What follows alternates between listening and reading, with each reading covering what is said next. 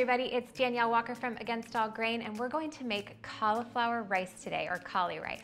Cauli rice is a fantastic substitute for the grain rice if you can't tolerate it like myself, and it's used really widely throughout the paleo community, the low carb community, or just people that are looking to get a little bit of extra vegetables into their diet. So my husband and my oldest son can tolerate some grains, and so they do eat white rice on occasion. My little guy, I'm actually not going to introduce grains until after a year, so we'll see with him. I personally cannot tolerate rice. No matter how many times I've tried to convince myself by having a little here and there, it always causes me stomach upset. So cauliflower rice it is for me. I like to serve it under curries or in burrito bowls or stir fries. It's really great for anything that you would typically use rice in. So since we're going to use the food processor anyways to rice our cauliflower florets, I'm going to use it to chop up my onion and garlic too, just to save prep time and also dishes. If you're like me and you're not a professionally trained chef, sometimes cutting up onions and garlic can take a while. It can also sting your eyes, so a food processor can save you for that. So we're just gonna quarter the onion here just so it's in somewhat smaller pieces. Make sure you peel it first. And you know, a medium-sized onion should be good. You want about a half a cup of diced onion. You can also chop, of course, if you'd like, but this does save you a lot of time. And then we'll add about 3 to 4 garlic cloves. So I do this a lot when I'm prepping onions and garlic. Like I said, it saves those tears in your eyes, and it just is a lot less time. So a lot of times at the beginning of the week, I'll chop up a bunch of onion and garlic and keep it in the fridge for recipes throughout the week so that it's already all done. All we have to do is just press the pulse button a few times until it's minced.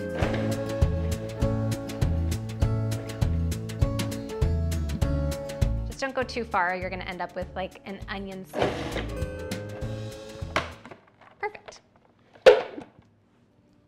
Okay, I'm just going to add a little bit of olive oil to the pan. Now you can do ghee if you'd like as well, or even butter would be really, really delicious, of course, because butter's pretty much good in anything. And set that pan over medium heat. So I like to use kind of a large, wide skillet, just something with some surface area so that the cauliflower can cook evenly and it doesn't get too watery. And then we'll just remove this blade. We're done with this one now. And if there's any big pieces of onions that didn't get ground up, just go ahead and pick those out.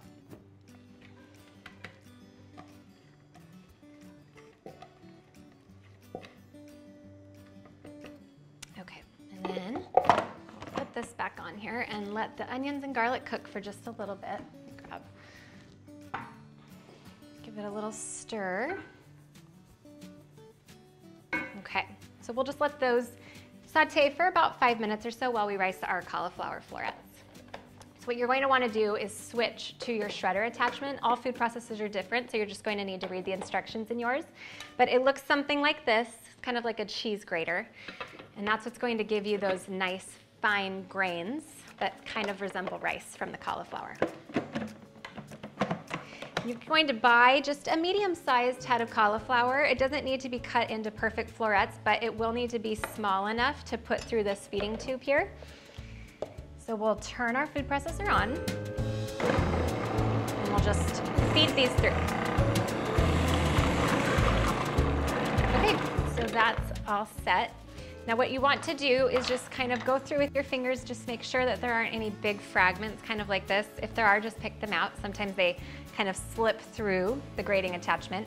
You can also use a box grater, like a cheese grater if you'd like, although watch your knuckles.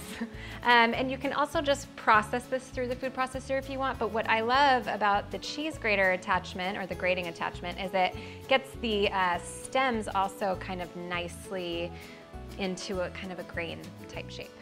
My second book, Meals Made Simple, I have 3 different versions of cauliflower rice.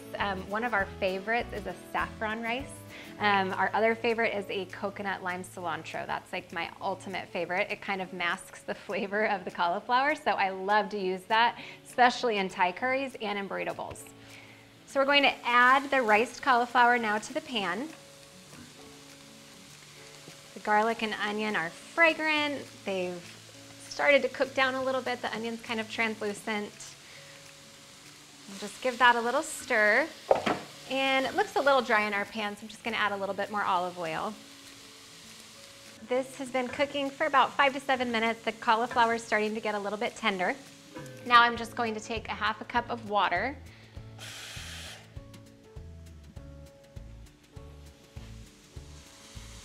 And lots of salt, because I think that it needs it for flavor.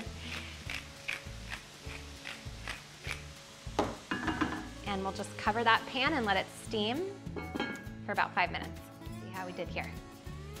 Lots of steam, be careful. And we'll put this back here. Smells good and looks good.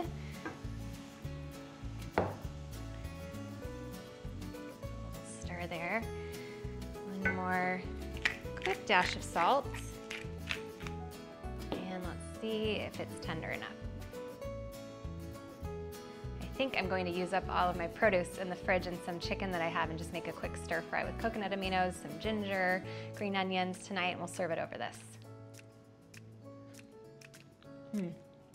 Perfectly tender, not too soggy, which can be a problem sometimes with cauliflower, and perfectly seasoned with just a little bit of salt and olive oil and onions and garlic. If you like this video, please make sure to hit the thumbs up and that red subscribe button so you don't miss any future videos. And be sure to follow me at Against All Grain on Facebook, Twitter, Snapchat, and every other social media that there is out there. I hope you really enjoy this basic cauliflower rice, and I hope you try some of those other variations that I mentioned from my Meals Made Simple cookbook. Happy cauli ricing, everybody!